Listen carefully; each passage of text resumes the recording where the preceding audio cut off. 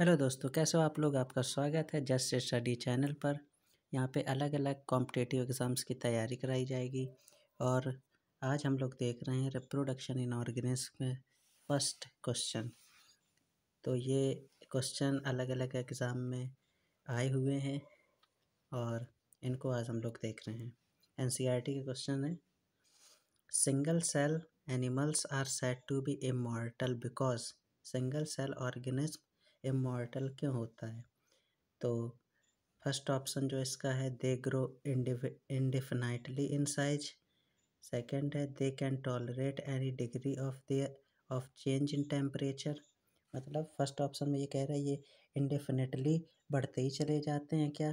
तो ऐसा नहीं है। ये सेकंड ऑप्शन में बताया गया है कि ये अपने टेम्परेचर के हिसाब से अपने आप को टॉलरेट कर लेते हैं, ऐसा भी नहीं है। थर्ड ऑप्शन में बताया गया है they can reproduce throughout their life span. ये पूरी लाइफ स्पैन नहीं रिप्रोड्यूस करते हैं। तो सिंगल सेल ऑर्गेनिज्म कैसे रिप्रोड्यूस करते हैं? They continue to life as their daughter cell. ये अपने डॉटर सेल बना लेते हैं दो और अपनी लाइफ को कंटिन्यू रखते हैं, जैसे अमीबा हो गया। जैसे आपने अमीबा को देखा होगा, अमीबा 20 से डिवाइड कर जाता है, दो नई डॉटर सेल में डिवाइड हो जाता है। और इसकी इसी तरीके से कंटिन्यूटी बरकरार रहती है और इसकी ऐसे ही लाइफ चलती है। फिर ये एक समय आएगा, ये ग्रोथ करेगा, फिर इसके बाद ये वाला डॉटर सेल डिवाइड कर देगा, फिर इसकी दो डॉटर सेल हो जाएंगी। तो ये ऐसे ही कंटिन्यू बना रहता है। देखते हैं नेक्स्ट क्वेश्चन क्या कहेगा। सेकंड क्वेश्चन कह रहा है, which of the following statement is correct. कौन सा स्टेटमेंट सही है? All the individual of species has except the same life span. सभी स्पीसीज का लाइफ स्पैन सेम होता है, ऐसा तो है नहीं, सबका अलग अलग होता है। और बी वाला ऑप्शन क्या है, smaller organism always have shorter life span. छोटे ऑर्गेनिज्म का शॉर्टर लाइफ स्पैन होता है, तो ऐसा भी नहीं है, शॉर्टर लाइफ स्पैन नहीं होता है। कोई कोई ऑर्गेनिज्म छोटे होते हैं लेकिन उनका लाइफ स्पैन बड़ा होता है। थर्ड ऑप्शन कह रहा है, life span of an organism is time period from its birth to natural death. ये बात बिल्कुल सही है। लाइफ स्पैन क्या होता है? बर्थ से लेके नेचुरल डेथ तक के बीच के पीरियड को ही लाइफ स्पैन कहते हैं। ये वाला ऑप्शन बिल्कुल सही है, तो इसमें हम लोग टिक कर लेते हैं।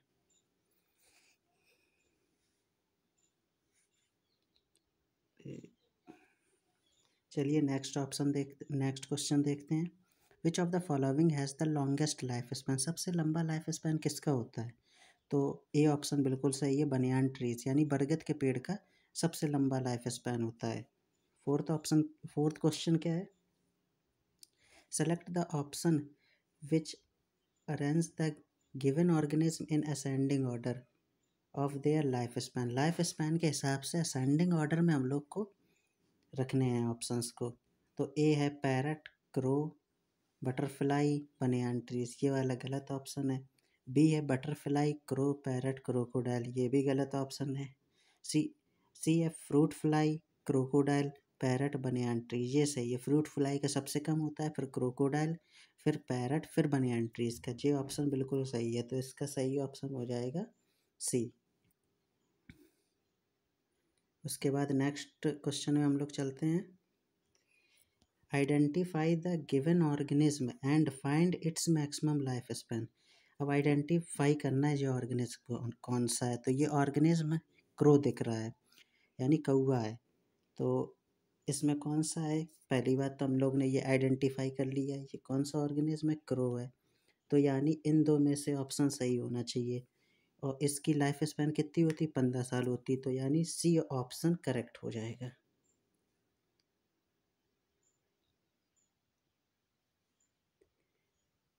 6 नंबर क्वेश्चन क्या कह रहा है, read the following statement about reproduction and select the incorrect one. Statement यहाँ पे पता करना है रिप्रोडक्शन के बारे में कौन सा इनकरेक्ट स्टेटमेंट है। चलिए पढ़ते हैं हम लोग। फर्स्ट ऑप्शन क्या कह रहा है, it is the biological process in which an organism give rise to young one. ये एक तरीके की बायोलॉजिकल प्रोसेस है जो यंग वन को गिव मतलब देती है। तो ये ऑप्शन तो बिल्कुल गलत हो गया। It enable the continuity of the species, ये स्पीसीज को बढ़ाए रखने के लिए ज़रूरी है, ये वाला सही है। It produce genetic variation in organism, ये जेनेटिक वेरिएशन करती है, ये भी बात सही है।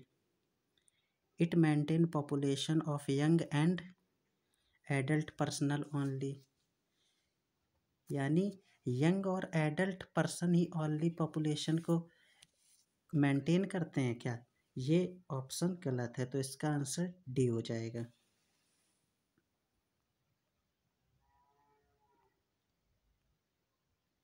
इसका आंसर डी हो जाएगा।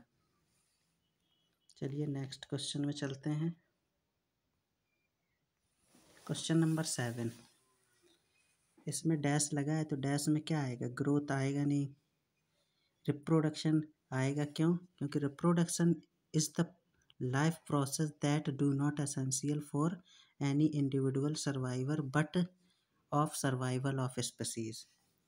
इस क्वेश्चन में ये कहा जा रहा है कि रिप्रोडक्शन एक ऐसी प्रोसेस है जिसके बिना भी लोग स्पीसीज सर्वाइव कर सकती हैं। अगर रिप्रोडक्शन ना भी करें तो भी स्पीसीज सर्वाइव कर सकती हैं। तो 7th नंबर का क्वेश्चन का आंसर हो जाएगा बी।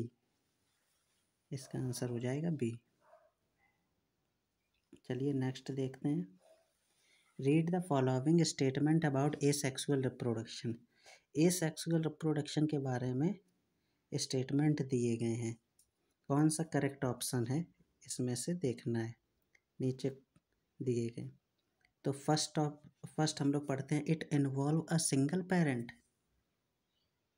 एसेक्सुअल रिप्रोडक्शन में क्या सिंगल पेरेंट्स इन्वॉल्व होते हैं? तो ये बात बिल्कुल सही है, सिंगल पेरेंट्स इसमें इन्वॉल्व होते हैं। It is slower then sexual reproduction, क्या ये स्लो होता है सेक्सुअल रिप्रोडक्शन के साथ साथ? तो ऐसा नहीं है, ये स्लो नहीं होता, ये फास्ट होता है। और थर्ड ऑप्शन क्या है? It produce progeny that are genetically identical with the parent but not with another. इसमें कहा गया पेरेंट के तो आइडेंटिकल होती है इसके प्रोजेनी, यानी जो इसकी नेक्स्ट जनरेशन होती है वो पेरेंट के समान तो होती है, लेकिन दूसरे स्पीसीज़ के ही स्पीसीज़ जो होती है उसके समान नहीं होती। तो ये बात बिल्कुल गलत है, मतलब वो स्पीसीज़ के समान भी होती है। और फोर्थ ऑप्शन क्या है? The progeny of asexual reproduction can be termed as clone. तो ये बात बिल्कुल सही है, क्लोन ही कहते हैं। ए सेक्सुअल रिप्रोडक्शन जो होता है उसके जेनेटिकली मेकअप भी सेम होता है पेरेंट्स के, उसको हम लोग क्लोन कहते हैं। तो इसका जो सही आंसर होगा फर्स्ट एंड फोर्थ हो जाएगा।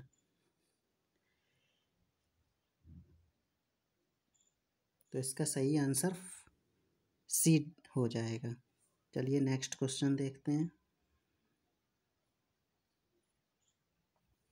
Refer to the given figure and select the correct option. ये फिगर कौन सा है? तो ये एक पेरेंट सेल है, उसमें से एक बड निकला। तो हम लोग देखते हैं ऑप्शन क्या है।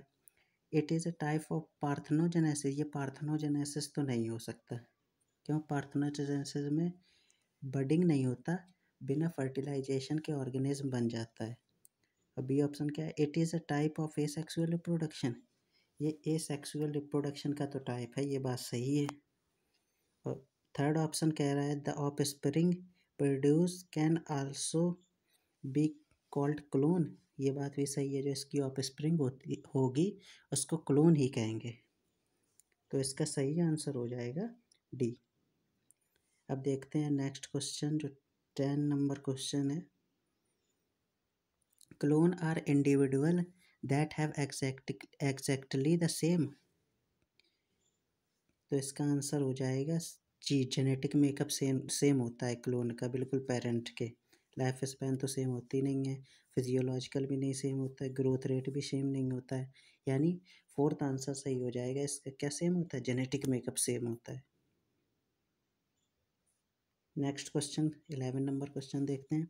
Which one of the following process result in the formation of clone of bacteria. Bacteria में कैसे आगे रिप्रोड्यूस होता है, तो बाइनरी फिजन के द्वारा होता है। यानी एक सेल होगी बैक्टीरिया की, वो आगे जाके दो सेल में डिवाइड हो जाएगी, यानी बाइनरी फिजन के तरीके ये डिवाइड होगी। तो इसका आंसर जो होगा वो सी सही हो जाएगा।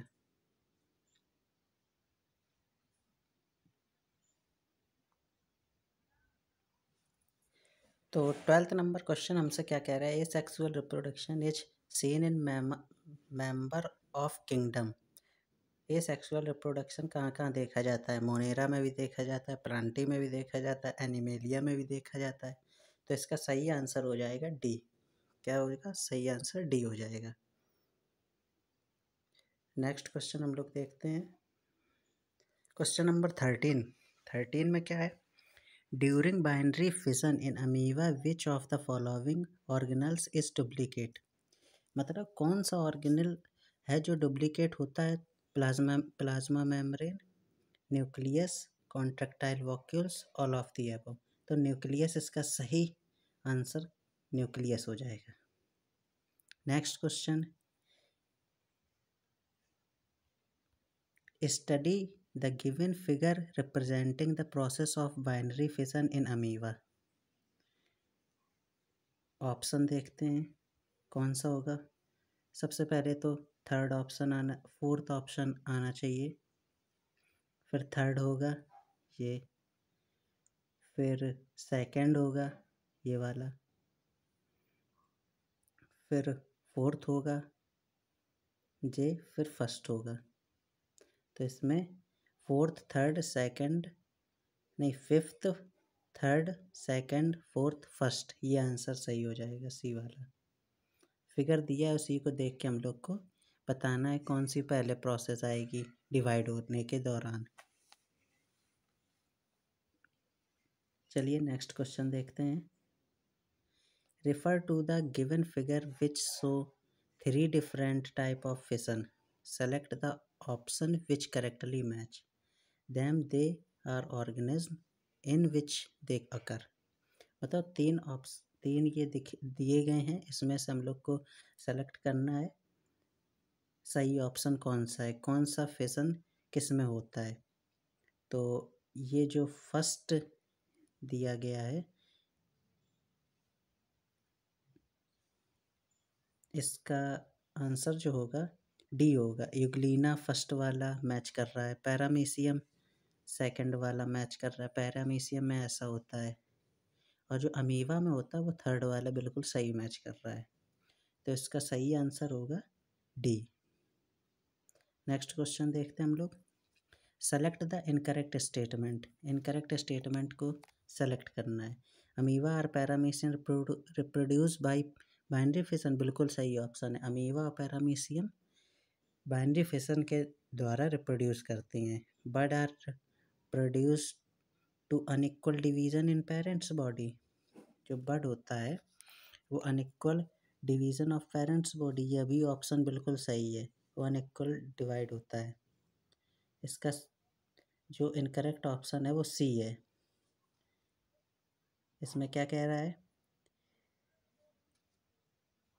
एक सेकेंड, इस ऑप्शन में ये कह रहे हैं कि जो अमीबा है वो अनफेवरेबल कंडीशन में अपने ऊपर एक कवरिंग बना लेता है हार्ड। तो जो बात सही है, जब अनफेवरेबल कंडीशन होती है तो अमीबा अपने ऊपर एक कवरिंग बना लेता है। तो इसका सही आंसर जो है वो सी हो जाएगा। नेक्स्ट देखते हैं हम लोग,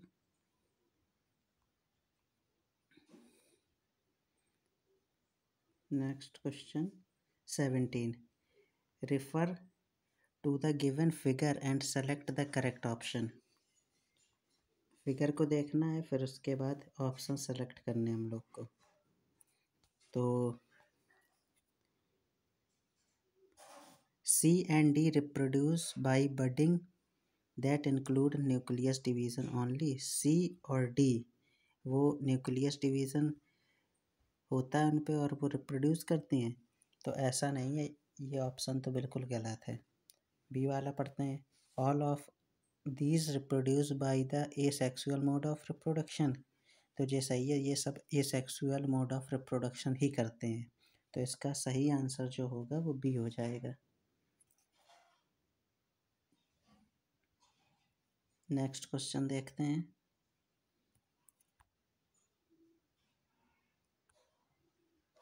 study the following figure and select the correct statement regarding these.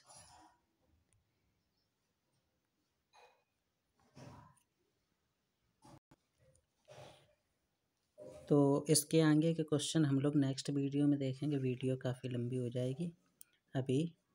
तब तक आप लोग अगर चैनल में नए हैं तो सब्सक्राइब कर लीजिए, और वीडियो नेक्स्ट में इसके आगे के क्वेश्चन कराए जाएंगे। ठीक है, थैंक यू।